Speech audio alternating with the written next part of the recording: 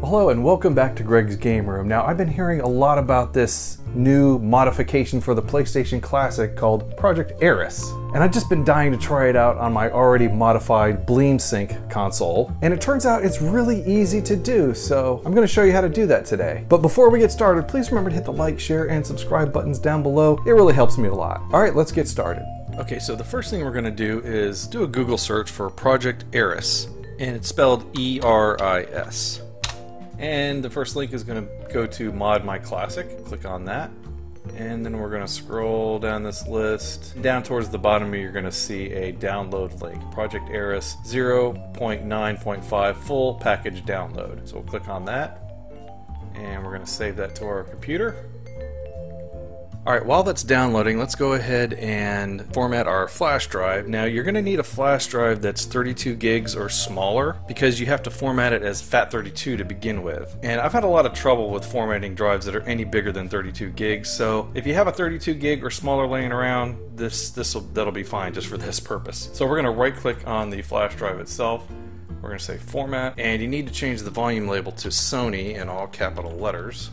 And we're going to say FAT32. We'll go ahead and just choose the default allocation size, and we'll say Quick Format.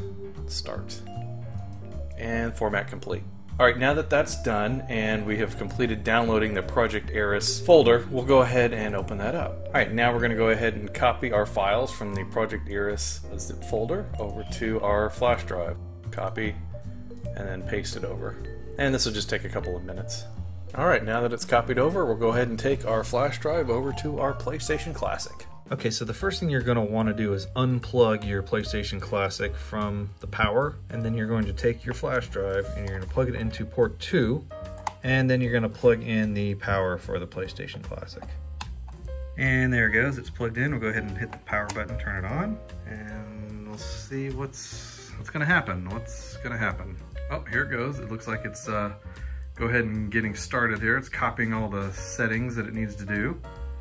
And if you look down here at the PlayStation Classic itself, you can see the light is flashing red and green. Flash drive is doing some flashing. It's flashing. The flash drive is flashing. So we'll just wait a couple of minutes while it does this system backup thing here. Okay, once it's completed, go ahead and turn your PlayStation Classic back on again, and you're gonna get this message.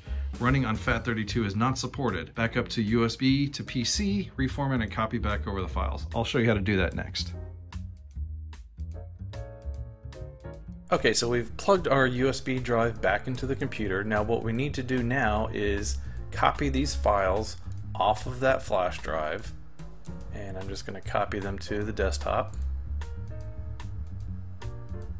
And once the file copy is finished, we're going to go ahead and reformat this drive into a different file system. Now don't worry about anything because we're going to just copy these files back onto here once we've finished formatting it. So we're going to right click on our Sony drive here, and we're going to say Format. Now what you're going to want to do is change the FAT32 format into either NTFS or exFAT. I personally am going to go with exFAT just because I don't think I need NTFS and all the security that comes with it. So I'm just going to go with exFAT. And then we're going to keep the volume label Sony in capital letters, Quick Format, and then we're going to hit Start. And yes, we want to erase all the data. It's scary, but like I said, we're just going to copy all those files back. And the format's complete. And here's our formatted drive, completely empty. Now we're going to go ahead and copy all of our files back to that flash drive. Alright, once the copy is finished, we're going to need to create 2 new folders on here. Now, if you were to take this flash drive and plug it into your PlayStation Classic, it's going to create those folders for you, but I'm just skipping a step here. We're going to create a folder called Transfer. And I think you need to have these all in lowercase. It seems to work better. And Games. Okay, so the next thing that we're going to want to do is copy our ROMs into this folder called Transfer. And I've already selected a couple of ROMs here that I'm going to add in. Now with the PlayStation games, you can't just have the ISO file or the Q file or whatever the actual data file. You need another file that goes along with it, and usually when you download these, those are included. So just include everything that comes with it. And we're just going to copy those into this Transfer folder.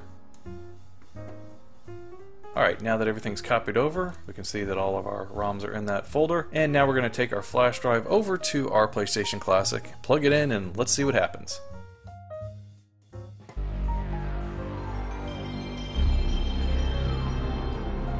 Alright, now we're going to go ahead and boot it up, and we're going to come to this screen right here, the Project Eris screen.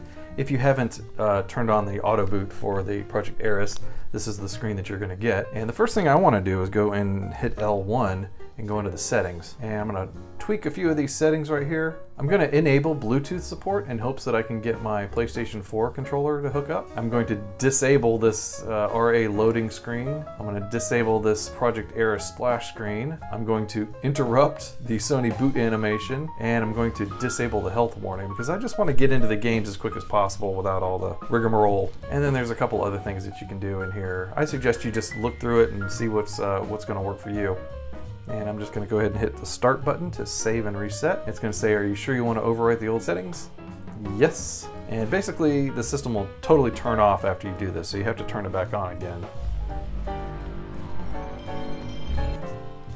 See, it just kicked out of that Sony boot animation, kicked out of that. All right, and now we're into the select screen. Now I'm going to hit the triangle button so that Project Eris will always boot when it first comes up. Auto boot has been set, and now I'm just going to go ahead and select Project Eris. And here we go. Here is the game select screen. Now I've added a few more games since earlier in the video. Added a bunch more games. Now when you have so many different games, it can be difficult to keep track of all the ones that you may have put on here. So what you can do is go into this folder menu. I'm going to create a new folder by pressing the square button. And I'll give it a folder name. Let's just call it, I don't know, favorites maybe?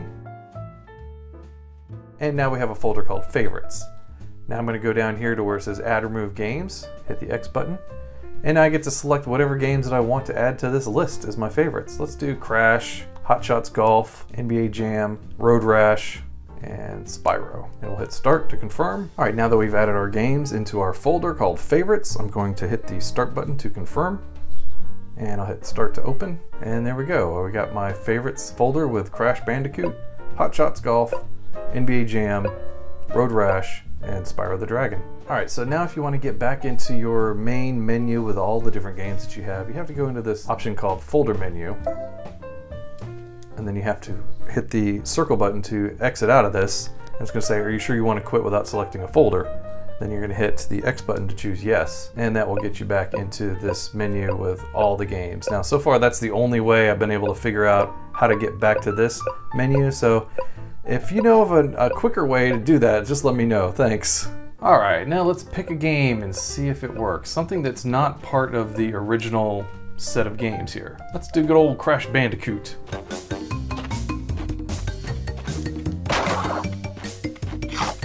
Definitely one of the better games for the PlayStation. And you know, when I think of games that defined a generation or defined the PlayStation, this is one of them, and it wasn't on the Classic.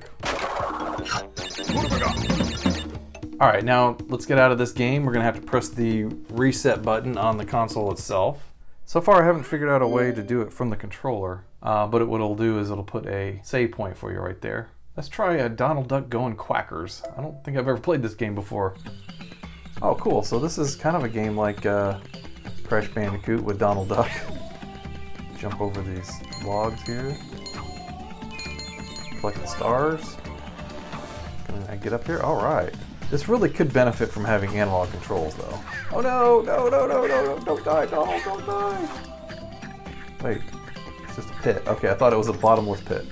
So let's play Hot Shots Golf. I was playing that earlier and I kind of saved a game already, so I'm going to do the load point or resume point right here.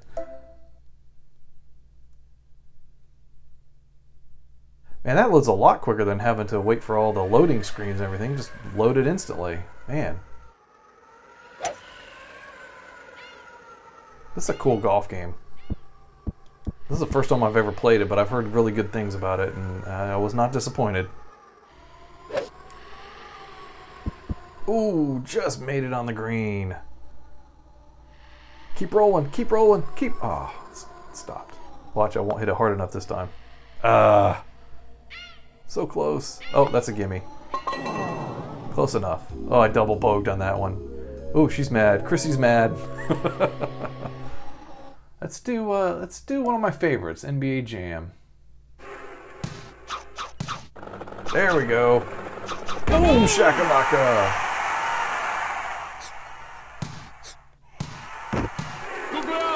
Excuse me. Boom shakalaka. No, no, no, no, no, no. Come on, grab the ball. Throw it, throw it. Throw it. Aww. These guys cheat. We gotta do one more game. We gotta do Road Rash. I used to play this game on the PC a lot, and it was really good. But I played a lot of the Genesis Road Rash 3 and 2 a lot lately, so this feels a little bit different. Take this, take this, take that. Let me slow down so you can catch up to me so I can beat you up some more. Oh, you want a piece of me? Oh, you want some? Here, take. Oh, you kicked me. Oh, that was not cool. That's it. There we go. Goodbye. So long, suckers. I'll go this way. You guys go that way. Let's do Spyro. A lot of people like Spyro the Dragon, right? And yeah, here's another game that probably should have been on the PlayStation Classic to begin with. I'm really surprised that it wasn't. Good old Spyro. Give me all your gems, or I'll burninate you. Oh, I don't care about your balloons. Go away. Go away, balloon boy. I'll come back to you later. Oh no, I fell into the water. Dragons can't take water. All right, let's try Street Fighter Alpha 3. Who's this guy? Ooh, yeah, there we go. Ooh. Oh, how dare you. Can't seem to do his twirling kick that Ken always does. A little hard to do with his controller. He has no problem doing it. Yeah, I want you to do that again. Get near me. Come on, I'll just punch you again. Take that.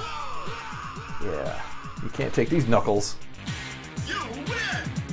Alright, well there you have it. That's how you can modify your PlayStation Classic with Project Eris. It's incredibly easy and it works straight out of the box. I even tried this on my other PlayStation Classic that I have just to make sure that it worked with a totally unmodified system, and it's great. Anyway, I hope this video helps you modify your PlayStation Classic. Have a great day everybody, stay safe, take care, we'll see you again next time.